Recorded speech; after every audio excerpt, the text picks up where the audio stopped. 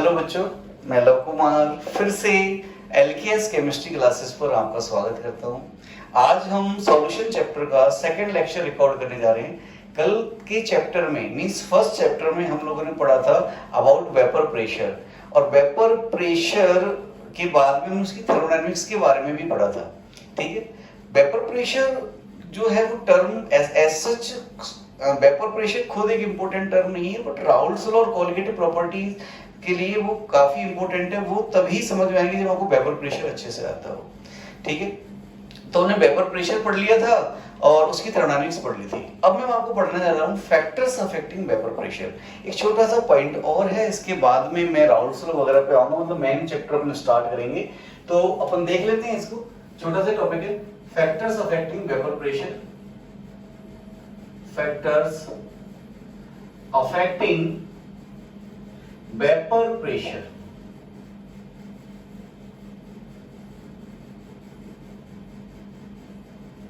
Okay दोस्तों, देखिए पहला फैक्टर अपन लेते हैं टेम्परेचर।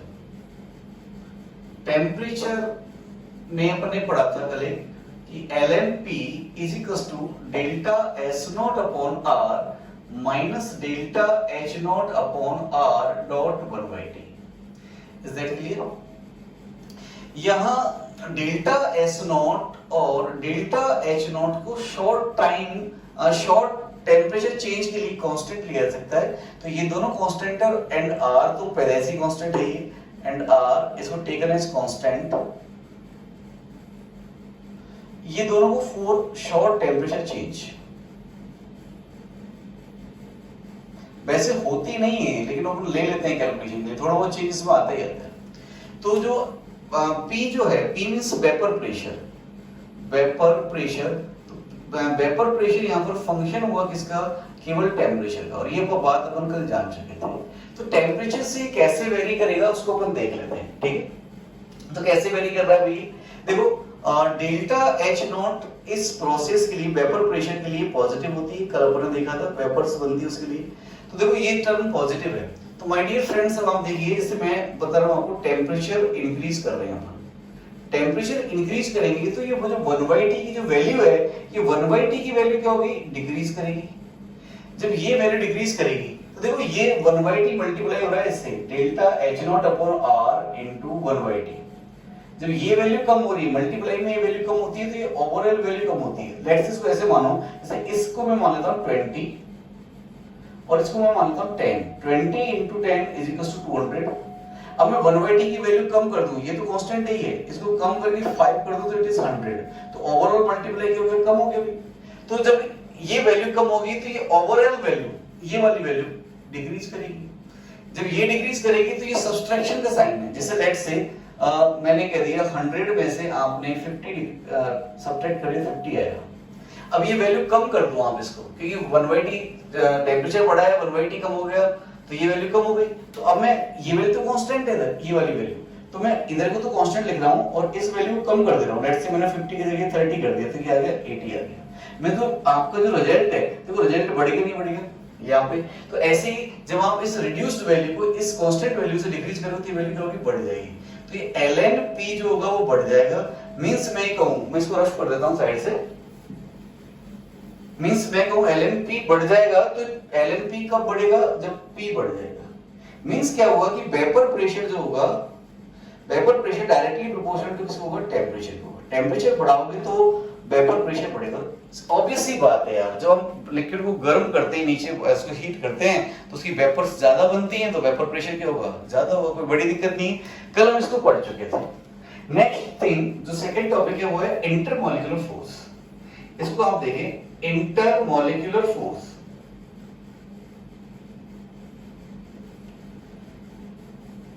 देखिए अब इंटरमॉलिक्यूलर फोर्स का वेपर प्रेशर से क्या रिलेशन है, अपन को देखना है। तो मैं इसे यहां एक्सप्लेन कर देता हूं इंटरमॉलिक्यूलर फोर्स को। अब मुझे बताओ वेपर और लिक्विड में क्या डिफरेंस है। लेट्स से कोई लिक्विड, ऐसे H2O लिक्विड ले लिया मैंने और इधर ले लिया मैंने H2O वेपर। इनमें क्या डिफरेंस है? आपको मैंने प्रीवियस लेक्चर में, वेरी फर्स्ट लेक्चर में, सॉलिड स्टेट का जो लेक्चर था उसमें बताया था कि सॉलिड्स के बीच में इंटरमॉलिक्यूलर फोर्सेस स्ट्रांग होते हैं और गैसेस के बीच में, वेपर्स के बीच में इंटरमॉलिक्यूलर फोर्सेस वीकेस्ट होते हैं। वाटर या लिक्विड के केस में इंटरमॉलिक्यूलर फोर्सेस इन बिटवीन होते हैं। इट मींस कि लिक्विड में इंटरमॉलिक्यूलर फोर्सेस वेपर के कंपेयर में क्या होंगे, ज्यादा होंगे। तो ये H2O यहां पर H बॉन्डिंग से कनेक्टेड होगा। जैसे मैं बोल दूं इस प्रकार से इसको HOH और यहां पर ये ऐसे HOH और ऐसे ही चलता चला जाएगा। It is liquid water, this is liquid. लेकिन यहां वेपर में H2O के बीच में कोई इंटरेक्शन नहीं है। वेपर्स मींस वीकेस्ट फोर्स, ये मॉलिक्यूल्स काफी दूर दूर हो जाएंगे और इंडिविजुअल मॉलिक्यूल्स रहेंगे, बहुत वीक फोर्स लगेंगे। मींस यदि आपसे लिक्विड को आपको वेपर में कन्वर्ट करना है तो इंटरमॉलिक्यूलर फोर्स को तोड़ना पड़ेगा। तो लेट्स से ये इंटरमॉलिक्यूलर फोर्स, देखो इंटरमॉलिक्यूलर मतलब दो मॉलिक्यूल के बीच के फोर्स, इंट्रामॉलिक्यूलर फोर्स हमेशा स्ट्रांग होते हैं। जैसे देखो HOH, ये इंट्रामॉलिक्यूलर, एक ही मॉलिक्यूल के बीच का बॉन्ड है, ये H और O के बीच का बॉन्ड है, क्या है, इंट्रामॉलिक्यूलर है। ये दो मॉलिक्यूल के बीच के फोर्स हैं, these are intermolecular forces, generally weak होते हैं। अब देखो भाई, ये इंटरमॉलिक्यूलर फोर्स जब ब्रेक होंगे तो ये वेपर में कन्वर्ट होगा। अब मुझे एक बात बताओ कि इंटरमॉलिक्यूलर फोर्स ये वाले जितने ज्यादा स्ट्रांग होंगे, जितने ज्यादा ये पकड़ के रखेंगे, उतने वेपर बनने की टेंडेंसी हो जाएगी पर्टिकुलर टेम्परेचर पर कम हो जाएगी। भाई जितने ज्यादा इनके बीच में अट्रैक्शन होगा उतनी वेपर्स क्या होंगे बेटा, कम बनेंगी। ऑब्वियस सी बात है, यहां से ये छोड़ के कम ही तो जाएंगे इसको। आप समझ रहे हो ना इसको? तो मतलब इस इंटरमॉलिक्यूलर फोर्स को ब्रेक करने के लिए ज्यादा एनर्जी देनी पड़ेगी, ज्यादा मेहनत करनी पड़ेगी हमको इसको वेपर में कन्वर्ट कराने के लिए। तो मैं ये कह रहा हूं कि इंटरमॉलिक्यूलर फोर्स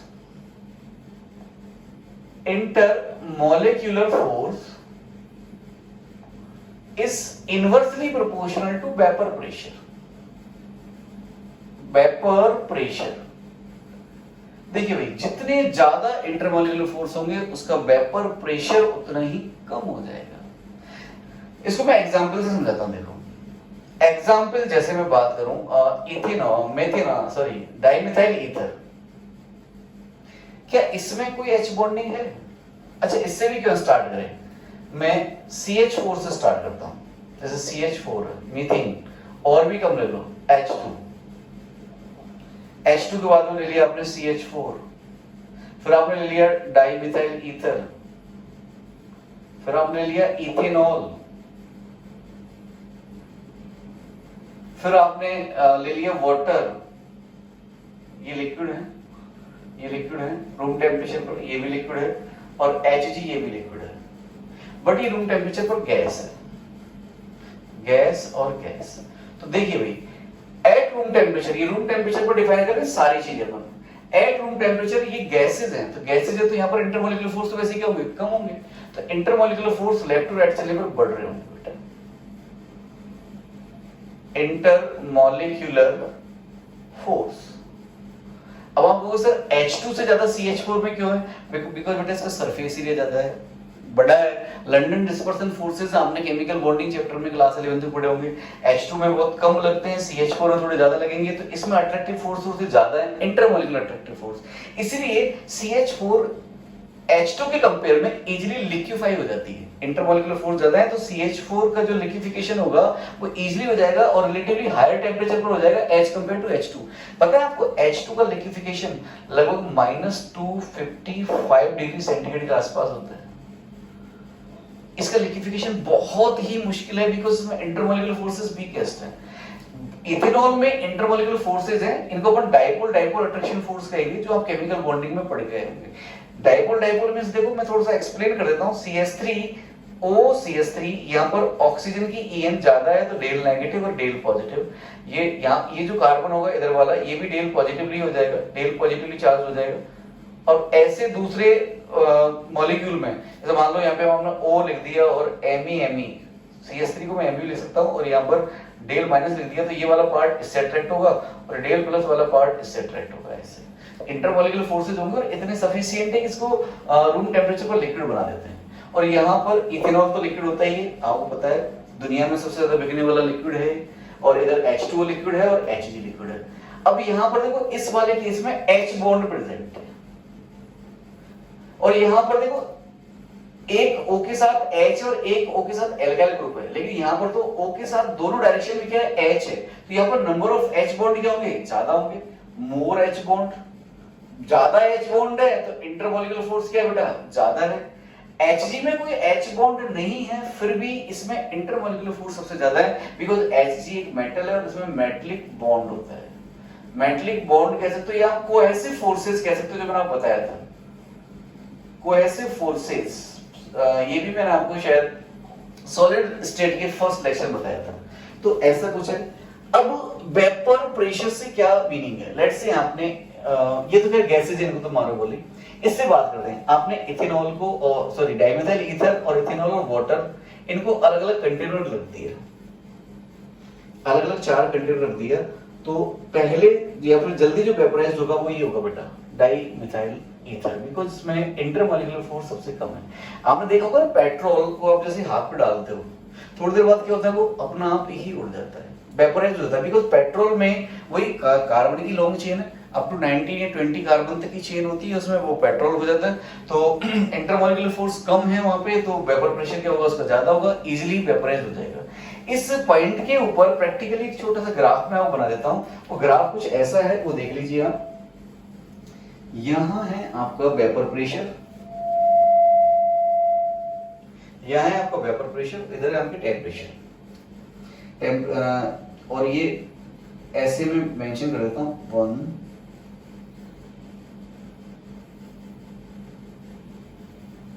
यहां पे मैंने लिक्विड A लग दिया, B लिख दिया, एज ए क्वेश्चन के फॉर्म में क्लोज है, क्वेश्चन है A B C और D, और यहां पर इसके करस्पॉन्डिंग टेम्परेचर T1 है, यहां इसकी करस्पॉन्डिंग टेम्परेचर T2 है, यहां इसकी करस्पॉन्डिंग टेम्परेचर T3 है, और यहां इसकी करस्पॉन्डिंग टेम्परेचर T4 है।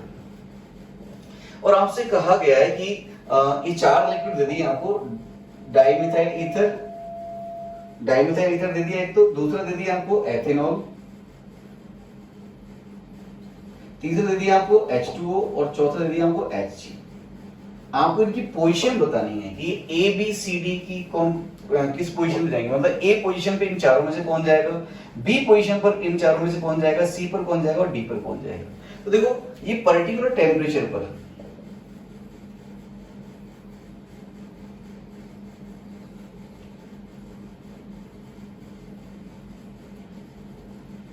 बस हो गया, देखिए। अच्छा भाई, ये पर्टिकुलर टेम्परेचर पर ये ग्राफ है वेपर प्रेशर का। मैं एक्चुअली ग्राफ आपको डायरेक्ट समझ में नहीं आएगा, पहले इससे पहले को आपको एक चीज और पढ़नी पड़ेगी, relation between vapour pressure and boiling point, तब समझ में आएगा। ओके, तो देखिए मैं पहले आपको वो वाला पढ़ा देता हूँ, इसको मैं इरेज कर देता हूँ थोड़ी देर के लिए, मैं इसको बाद में बताऊंगा। तो इंटरमॉलिक्यूलर फोर्स इनवर्सली प्रोपोर्शनल होंगे किसके, वेपर प्रेशर की। यहां तक का पॉइंट क्लियर है भाई। अब मैं आपको टर्म डिफाइन करता हूं, उसका नाम है बॉइलिंग पॉइंट। तो मैं इस बोर्ड को एक बार रफ कर दे रहा हूं बेटा, आप इस चीज को दिमाग में रखिएगा, intermolecular force is inversely proportional to vapour pressure. ऐसा क्वेश्चन भी दिया जा सकता है कि जिसमें आपसे पूछ सकता है कि इनको वेपर प्रेशर के असेंडिंग और डिसेंडिंग ऑर्डर में अरेंज कीजिए, तो उस टाइम पर आपको ये इंटरमॉलिक्यूलर फोर्स ही हेल्प करेंगे। ठीक है ना, ठीक है। अब देखो भाई, आप वैसे ही समझ सकते हो यार कि जैसे लेट्स से कंटेनर जो अपन ने कल एक्सपेरिमेंट किया था, यहाँ पे लिक्विड भरा हुआ है, अभी लिक्विड मॉलिक्यूल्स के बीच में अट्रैक्शन ज्यादा है, तो ये मॉलिक्यूल को ये वाला मॉलिक्यूल वेपराइज्ड होने नहीं देगा, जाने नहीं देगा, कम से कम वेपर बनेगी। यहाँ अट्रैक्शन ज्यादा है तो वेपर कम बनेगी, तो इंटरमॉलिक्यूलर फोर्स ज्यादा तो वेपर प्रेशर क्या हो गया, कम हो गया। ठीक है, अब मैं बॉइलिंग पॉइंट डिफाइन करता हूं, तब ये ग्राफ एक्सप्लेन करूंगा। तो मैं इसको रफ कर दे रहा हूं बेटा एक बार।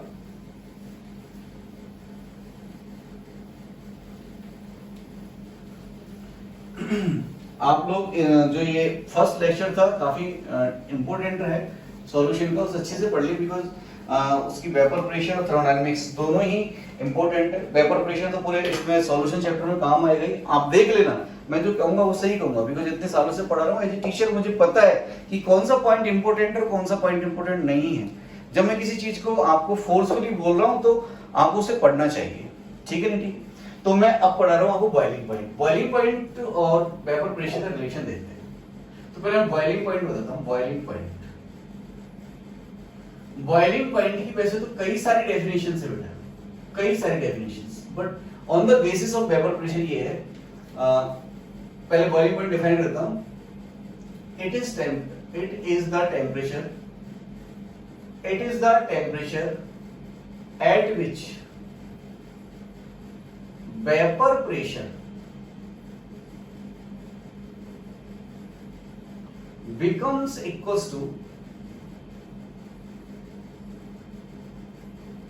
external pressure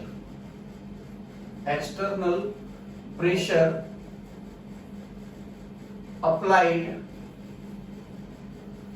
on liquid surface, on liquid मान।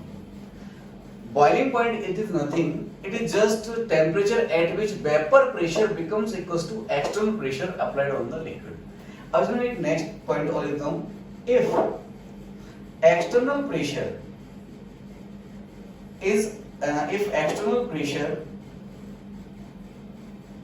is 180 m is 1 atmospheric pressure, then it is known as normal boiling point. Normal boiling point, जैसे मैं आपसे पूछूं कि वाटर का बॉइलिंग पॉइंट कितना है, बॉइलिंग पॉइंट ऑफ वाटर, तो आप कह दोगे सर 100 डिग्री सेंटीग्रेड। नहीं बेटा, ये हमेशा नहीं है। This is normal boiling point of water, it is at 180 m pressure. मतलब जब जो भी अपने बॉइलिंग पॉइंट्स, जो जितने भी लिक्विड्स हैं हमारे सिलेबस में जिनके बॉइलिंग पॉइंट्स नॉन हैं, वो सबके बॉइलिंग पॉइंट्स बेटा नॉर्मल बॉइलिंग पॉइंट्स है, मतलब एक्सटर्नल प्रेशर 180 रख रखा है। अब प्रेशर चेंज करने से बॉइलिंग पॉइंट पर क्या इफेक्ट आएगा वो अपन देखते हैं, ठीक है ना? ठीक है, तो देखो अब मैं बता रहा हूं। अब मैंने आपको बताया था, देखो बॉइलिंग पॉइंट में भी क्या होता है, बॉइलिंग में भी ए लिक्विड किस में जा रहा होता है, बॉइलिंग पे ए वेपर में जा रहा होता है, और बॉइलिंग पॉइंट पर भी इक्विलिब्रियम आता है। फिजिकल इक्विलिब्रियम क्लास 11th का टॉपिक है, उसमें पढ़ा होगा आपने। At boiling point and at melting point, इन दोनों जगह पर फिजिकल इक्विलिब्रियम स्टेबलाइज होता है।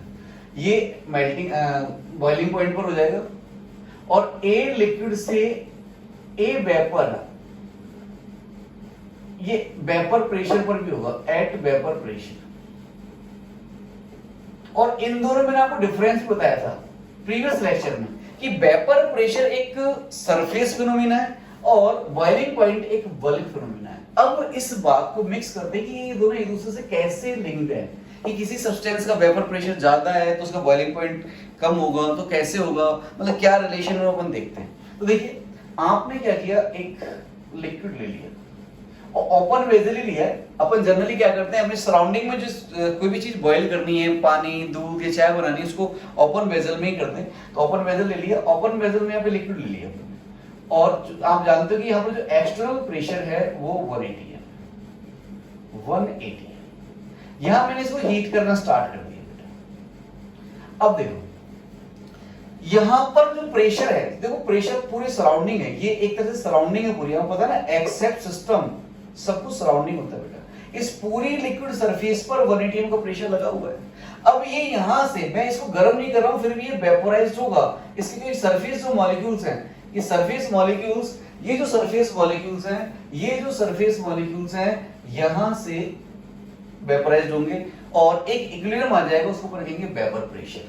वेपर प्रेशर हमेशा एक सरफेस फिनोमेना है। आप अभी कहोगे सर ऐसे तो ये पानी खाली भी होना चाहिए, मतलब इसमें से आप जब गिलास को ढक के रखते हैं तो जो ढक्कन होता है, जब उसको आप हटाते हो कुछ देर बाद तो उसमें ड्रॉप्स होती हैं। वो क्यों होती है, बिकॉज ये लिक्विड वाटर वहां पे वेपर बना और उस सरफेस पर जाकर के कंडेंस्ड हो गया। अब आपको सर ये पूरा ही बाहर क्यों नहीं हो जाता, अरे कल बताया तो था, केवल वेपोराइजेशन प्रोसेस नहीं चलेगी, साइमल्टेनियसली क्या चलेगी, कंडेंसेशन चलेगी। जब इस सरफेस से ऊपर थोड़ी वेपर इकट्ठी होगी जाने के लिए, तो ये वापस से कंडेंस होकर नीचे भी आ जाएगी।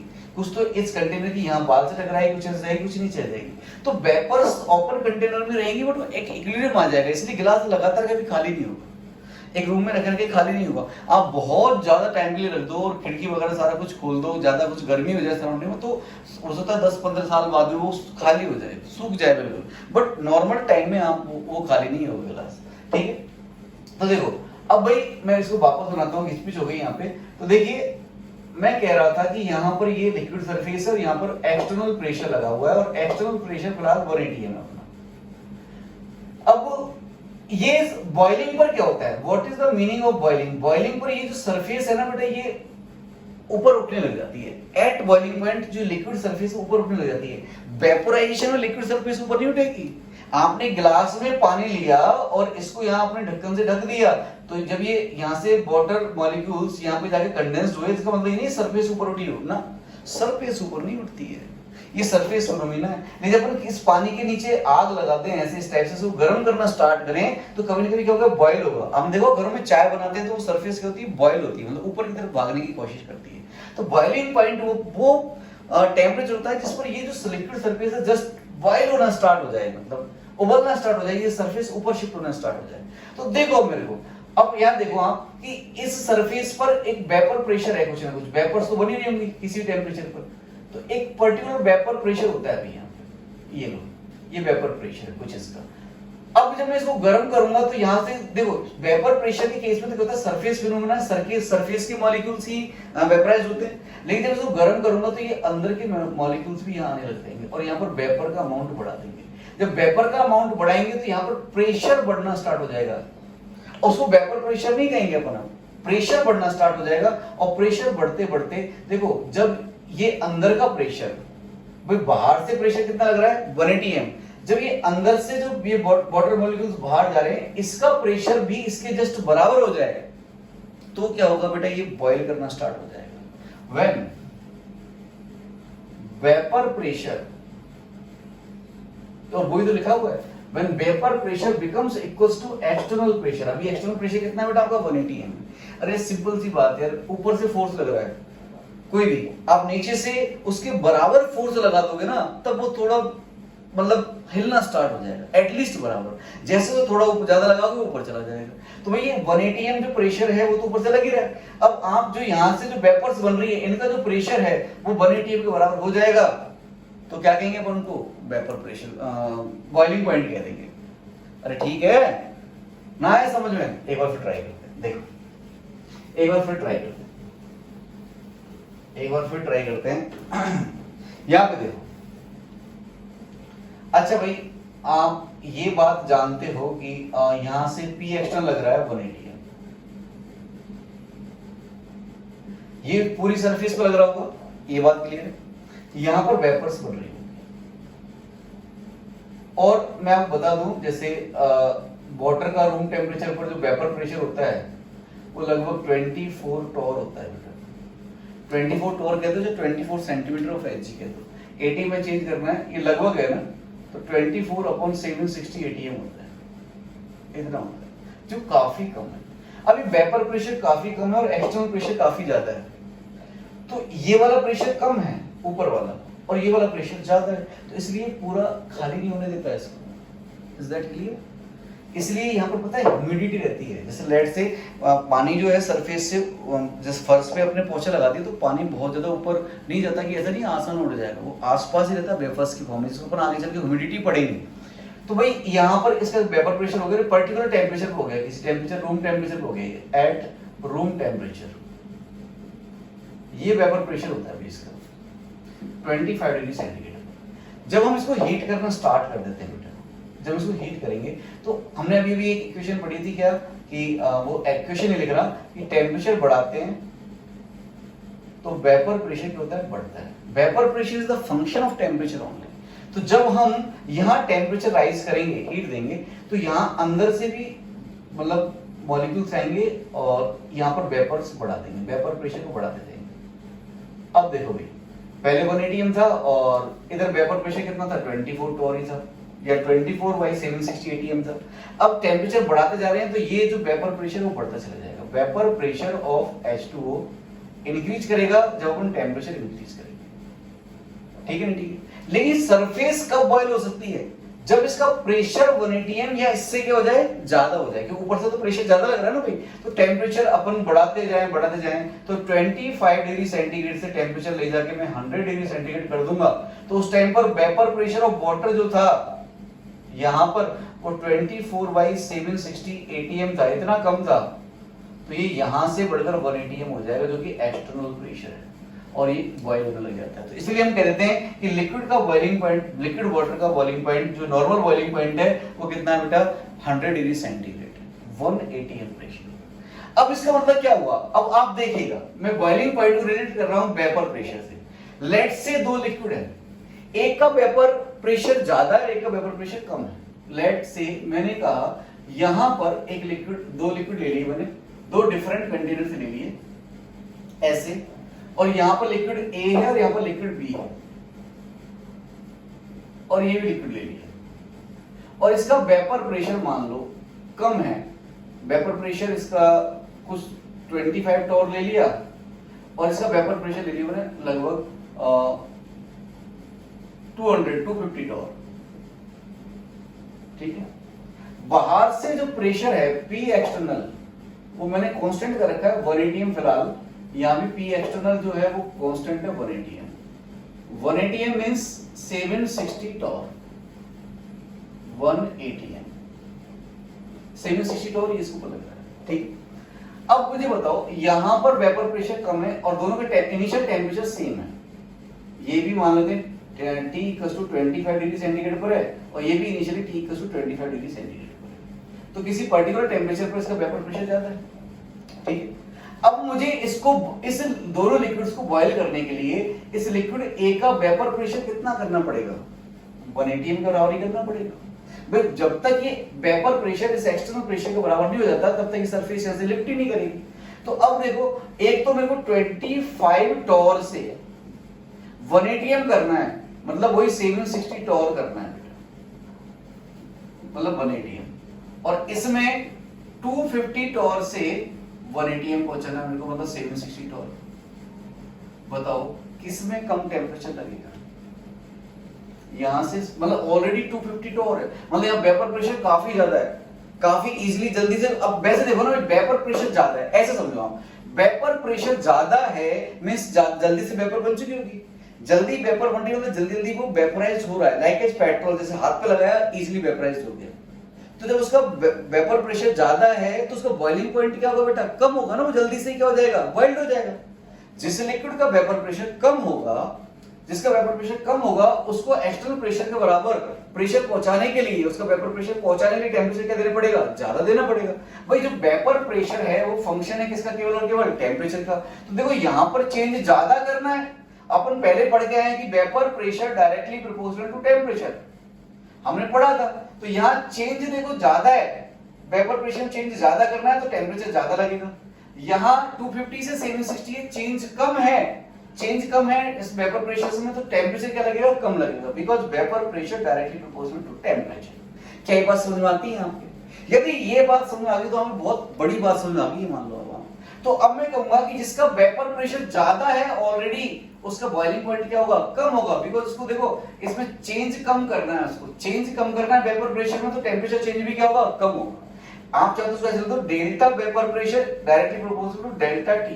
जिसका ये चेंज कम होगा उसका बॉइलिंग पॉइंट कम होगा, जिसका चेंज ज्यादा होगा उसका बॉइलिंग पॉइंट ज्यादा होगा। तो जिसका वेपर प्रेशर कम है, पहुंचाना फाइनली 1 atm है, दोनों को 760 टॉर ही पहुंचाना है, दोनों को फाइनली पहुंचाना इतना ही।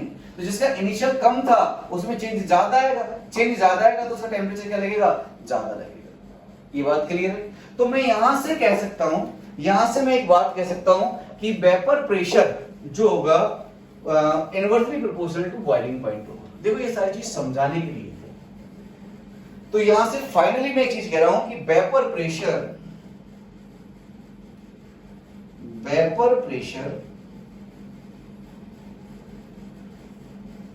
Inversely proportional to boiling point. जिसका वेपर प्रेशर ज्यादा है उसका बॉइलिंग पॉइंट कम होगा। देखो दो चीजें पढ़ाई मैंने आपको, एक तो vapour pressure inversely proportional to boiling point और एक vapour pressure inversely proportional to intermolecular force. Intermolecular force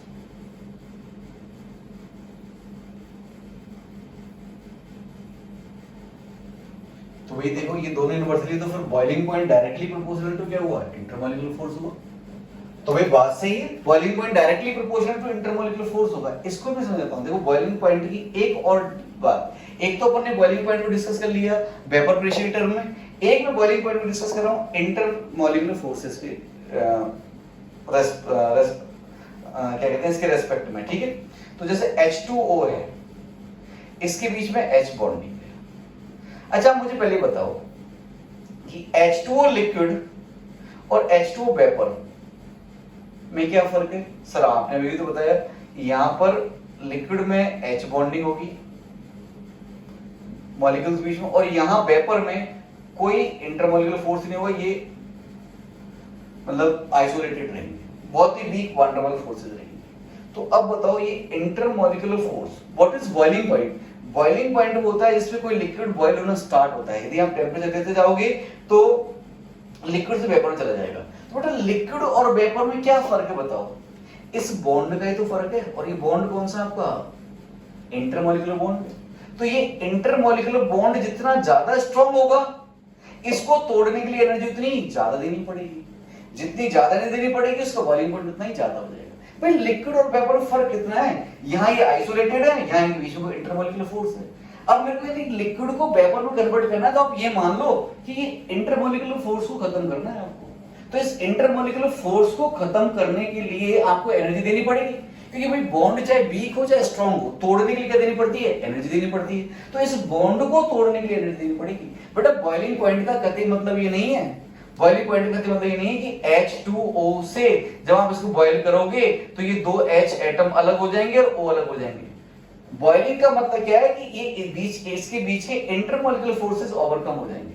तो जो ये लिक्विड था, ये जो लिक्विड था अब ये गैस की फॉर्म में आ जाएगा, मतलब इसके बीच के इंटरमॉलिक्यूलर फोर्सेस खत्म है। तो बॉइलिंग पॉइंट को हम इस व्याप पर एक तरह से और डिफाइन कर सकते हैं, it is the temperature at which intermolecular forces are overcome. Intermolecular force खत्म, वो लिक्विड किस में कन्वर्ट हो जाएगा? वेपर में कन्वर्ट हो जाएगा। Is that clear? मैं इसे रफ कर दूं, पूरा समझाने के लिए था। तो आपको दो बातें इंपॉर्टेंट रखनी है कि vapour pressure direct indirectly proportional to boiling point and vapour pressure indirectly proportional to intermolecular forces, whereas boiling point directly proportional to intermolecular forces. ठीक है, जैसे आप बताओ एथेनॉल और H2O में किसका बॉइलिंग पॉइंट ज्यादा है? तो मैं कहूंगा इसका ज्यादा है। क्यों? अब आप देखो, सोचो, विजुलाइज करो, यहाँ पर एक ही H है जो H बॉन्ड बना सकती है, यहाँ पर दो H बॉन्ड बना सकती है। यहाँ नंबर ऑफ H बॉन्ड ज्यादा बनेंगे, नंबर ऑफ H बॉन्ड ज्यादा होंगे तो ये इंटरमॉलिक्यूलर फोर्सेस ज्यादा होंगे, इंटरमॉलिक्यूलर फोर्सेस ज्यादा होंगे तो इसका बॉइलिंग पॉइंट ज्यादा होगा। ये बॉइलिंग पॉइंट और इंटरमॉलिक्यूलर फोर्सेस का ऑर्डर है। इंटरमॉलिक्यूलर फोर्सेस, तो वेपर प्रेशर का ऑर्डर क्या हो जाएगा? इसका रिवर्स हो जाएगा। एथेनॉल मोर वोलेटाइल है एज कंपेयर टू वाटर। ठीक है, बात समझ आ गई? तो अब मैं उस ग्राफ पे आ जाता हूं आपको। तो ये बॉइलिंग पॉइंट के बारे में मैंने समझा दिया मैंने आपको, इसका रिलेशन वेपर प्रेशर समझा दिया। अब आपको कोई भी पूछे कि दो लिक्विड दे दे और उनके वेपर प्रेशर मेंशन कर दे, सेम टेंपरेचर पर रखे हुए हैं वो, और आपसे पूछे किसका बॉइलिंग पॉइंट ज्यादा होगा, तो जिसका वेपर प्रेशर ज्यादा है उसका बॉइलिंग पॉइंट कम, और जिसका वेपर प्रेशर कम है उसका बॉइलिंग पॉइंट ज्यादा। ठीक है, तो अब अपन आगे चलते हैं। क्या भाई बात समझ में आ गई क्या? ये देखिए, वेपर प्रेशर को आप मजाक समझ रहे थे, वेपर प्रेशर से बहुत अच्छे अच्छे क्वेश्चंस बनते हैं। इवन कॉम्पिटिटिव एग्जाम्स बहुत बार चीजें पूछ चुकी हैं वेपर प्रेशर की भी। आप आजकल आईआईटी ट्रिकी क्वेश्चंस पूछती है, बहुत ज्यादा कैलकुलेटिव नहीं पूछती है। आपको सब्जेक्ट की डेप्थ नॉलेज होनी चाहिए, तभी जाके वो चीजें आपको समझ में आएंगी। ठीक है, तो देखो बच्चों, अब मैं उस ग्राफ पे आ जाता हूं जो मैं ग्राफ बता रहा था। एक्चुअली मैं आपको पढ़ा रहा था क्या कि फैक्टर्स अफेक्टिंग वेपर प्रेशर। तो पहला था टेम्परेचर और दूसरा था इंटरमॉलिक्यूलर फोर्सेस। टेम्परेचर बढ़ाएंगे तो वेपर प्रेशर बढ़ेगा, इंटरमॉलिक्यूलर फोर्स ज्यादा होंगे तो वेपर प्रेशर कम होगा। ठीक है ना? और इंटरमॉलिक्यूलर फोर्स ज्यादा होंगे तो बॉइलिंग पॉइंट ज्यादा होगा। मींस जिसका बॉइलिंग पॉइंट ज्यादा है, मींस इंटरमॉलिक्यूलर फोर्स ज्यादा है, मतलब उसका वेपर प्रेशर क्या है? कम है। मींस कम वेपर प्रेशर वाले का बॉइलिंग पॉइंट ज्यादा होगा। और मैंने आपको ये प्रैक्टिकली भी यहाँ पर समझा दिया। अब मैं वो क्वेश्चन दे रहा था आपको, वो क्वेश्चन को मैं करा देता हूँ। क्वेश्चन ये है, इधर वेपर प्रेशर है और इधर ये 4 ऐसे दिए हुए हैं आपको, और इधर पर्टिकुलर टेम्परेचर्स, ये T1 है, ये T2 है, ये T3 है और ये T4 है। आपसे क्वेश्चन कहते हैं, इनको पोजीशन कहते हैं position A, B, C, D, और कहते हैं match the given with respect to A, B, C, D, A, B, C and D। और गिवन कौन कौन से आपको, पहला दे दिया आपको डाइमिथाइल ईथर, दूसरा दे दिया आपको इथेनॉल, तीसरा दे दिया आपको H2O और चौथा दे दिया आपको लेट्स से Hg लिक्विड। मैं Hg को बार बार में इसलिए ले रहा हूं बेटा कि Hg में आप बच्चे सोचते हैं कि सर कोई H बॉन्ड ही नहीं है। अरे भाई H बॉन्डिंग तो फिर भी इंटरमॉलिक्यूलर फोर्स है, जिसमें तो इंटरमॉलिक्यूलर फोर्स है, मेटलिक बॉन्ड भी है, काफी स्ट्रॉन्ग बॉन्डिंग होती है मरकरी की। तो देखो भाई, अब आप यहाँ देखो वेपर प्रेशर वर्सेस टेम्परेचर का ग्राफ दे रखा है, बड़ा इंटरेस्टिंग क्वेश्चन है, तो मैं इसको आंसर कर रहा हूं। तो पहली बात तो देखो यहाँ पर कोई H बॉन्ड ही नहीं है, नो H बॉन्ड।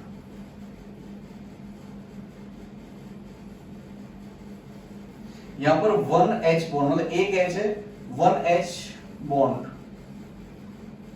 या देखो लोन पेयर भी H बॉन्ड बना सकते हैं, बट उसको मैं हटा करके बोल रहा हूं, मतलब लोन पेयर को कंसीडर नहीं कर रहा। यहाँ पर एक H है, या ऐसे लेता हूं 1H to form H bond, यहां पर 2H to form H bond, और यहां पर मेटलिक बॉन्ड। और आपको पता है ना H बॉन्ड तो वीक बॉन्ड होता है, H बॉन्ड से स्ट्रॉन्ग और कोवेलेंट बॉन्ड होते हैं, मेटलिक बॉन्ड पर मतलब आयनिक बॉन्ड सबसे स्ट्रॉन्ग होता है, तो वीक है। तो लेफ्ट टू राइट चलने पर देखो इंटरमॉलिक्यूलर फोर्स बढ़ रहे हैं। यहाँ पर तो मेटलिक बॉन्ड है, मेटलिक फोर्स कह दो आप। यहाँ पर 2 H हैं जो H बॉन्ड बना सकते हैं, यहाँ पर एक ही H है, तो लेफ्ट टू राइट चलने पर इंटरमॉलिक्यूलर फोर्स बढ़ रहे हैं, इंटरमॉलिक्यूलर फोर्स बढ़ रहे हैं। इंटरमॉलिक्यूलर फोर्स बढ़ रहे हैं तो बॉइलिंग पॉइंट बढ़ रहा होगा, तो फिर वेपर प्रेशर क्या हो रहा होगा, कम हो रहा होगा।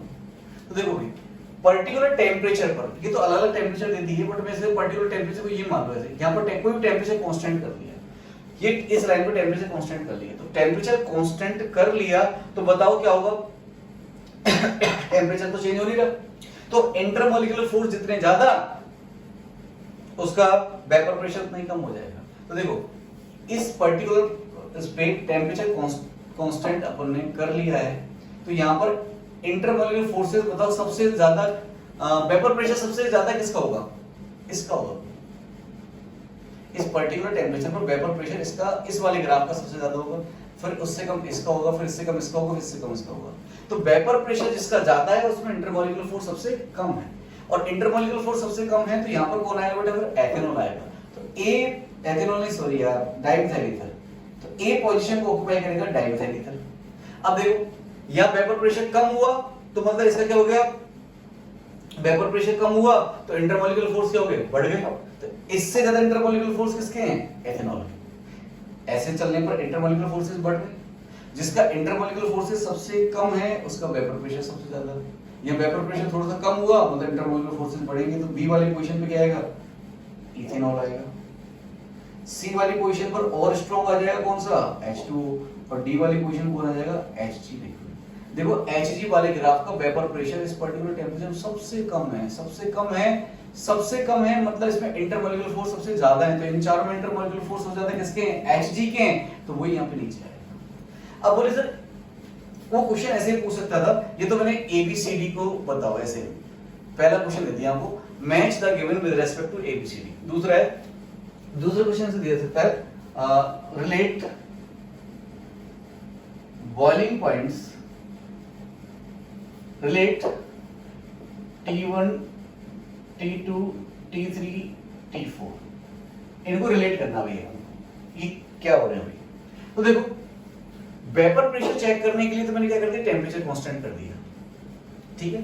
अब आपको ये टेम्परेचर्स देखने हैं, तो पहली बात तो बेसिक क्वेश्चन हो गया, ये जिसका इंटरमॉलिक्यूलर फोर्स सबसे कम है उसके बॉइलिंग पॉइंट सबसे ज्यादा होगा, ये बॉइलिंग पॉइंट्स है सारे, मान लो ये बॉइलिंग पॉइंट्स। तो जिसका वेपर प्रेशर सबसे कम है उसका बॉइलिंग पॉइंट क्या होगा बेटा? जिसका वेपर प्रेशर सबसे कम है, सॉरी इसका, तो उसका बॉइलिंग पॉइंट क्या होगा? सबसे ज्यादा होगा। तो देखो बॉइलिंग पॉइंट सबसे ज्यादा मतलब T4 सबसे ज्यादा होगा। मैं इसको ऐसे भी एक्सप्लेन कर देता हूँ। लेट्स से मैंने ये वेपर प्रेशर को यहाँ पर मैं एक लाइन खींच दूं ऐसे, और यहाँ वेपर प्रेशर 180 है। वेपर प्रेशर 180 हो गया, मतलब ये जो करेस्पॉन्डिंग टेम्परेचर से वो क्या हो चुके हैं? बॉइलिंग पॉइंट हो चुके हैं। बिकॉज एक्सटर्नल प्रेशर के बराबर हो गया। देखो वेपर प्रेशर किस बराबर हो गया? 180 के बराबर। तो ये नॉर्मल बॉइलिंग पॉइंट हो गया, नहीं हो गया? तो देखो यहाँ पर इधर से इधर चलने पर देखो यहाँ पर ये ज्यादा वोलेटाइल था, मीथेनॉल ज्यादा वोलेटाइल है तो इसका वेपर प्रेशर जल्दी ही किसके पास पहुंच गया? 180 के पास पहुंच गया। तो ज्यादा वेपर बन रही थी इसकी, तो उसको टेम्परेचर कम देना पड़ा। ये थोड़ा सा लेस वोलेटाइल है तो उसको ज्यादा टेम्परेचर देना पड़ेगा। ये और कम वोलेटाइल है तो उसको और ज्यादा टेम्परेचर देना पड़ेगा। ये सबसे लीस्ट वोलेटाइल है, इसकी वेपर सबसे कम बनेगी तो इसको सबसे ज्यादा टेम्परेचर देना पड़ेगा बॉइल करने के लिए। ये फाइनली अपन को बॉइल करने के लिए जो वेपर प्रेशर वो 180 में लेके जाना पड़ेगा। आई होप कि आपको ये क्वेश्चन समझ आ गया होगा। तो यहाँ से T1 T2 का रिलेशन होगा T1 greater than T2 greater than T3, ये आंसर होगा।